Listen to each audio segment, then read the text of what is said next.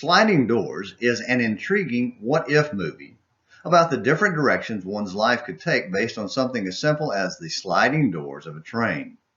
I've never watched the movie starring Gwyneth Paltrow. It's another IFC, inappropriate for Christians movie. But the idea has always been intriguing because it explores the two different directions of a woman's life based on making or missing a train, the sliding doors. In the life that makes the train, she catches her boyfriend cheating on her.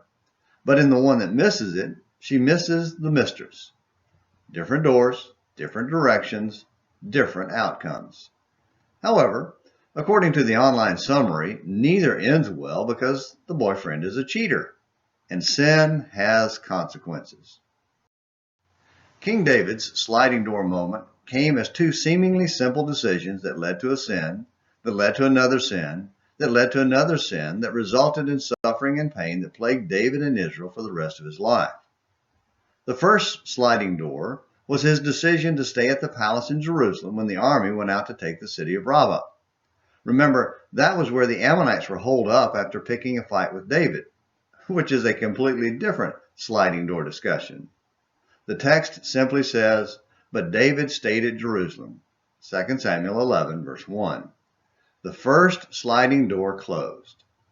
The second sliding door opened one evening when the restless David took a walk on the palace roof to catch the cool evening breezes. 2 Samuel 11, verse 2. We will call this a rooftop moment. As he was walking on his rooftop, he looked down onto the rooftop of an adjoining house and saw something that changed his life and the nation's history forever.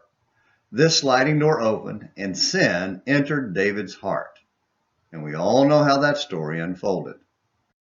Unlike in the movie, we can't know the alternate outcome in David's life any more than we can in our own. What if David had gone to the siege and never met Bathsheba? Would Solomon have been born? Would David have been killed at Rabbah? Would Israel have divided? We will never know. See, we could play what-if games with the past all day long, but in the end, we know we can't change it. We also know that this world remains filled with sin and temptation. We face rooftops and sliding doors every day. So, let's focus on the two things we can do now. One is to seek God's forgiveness for our rooftop moments when we gave in to temptation and sin. David needed it, and so do we. Second is to prepare ourselves in advance so we can turn away when we face the new rooftops and sliding doors. They are coming, and we can't stop them.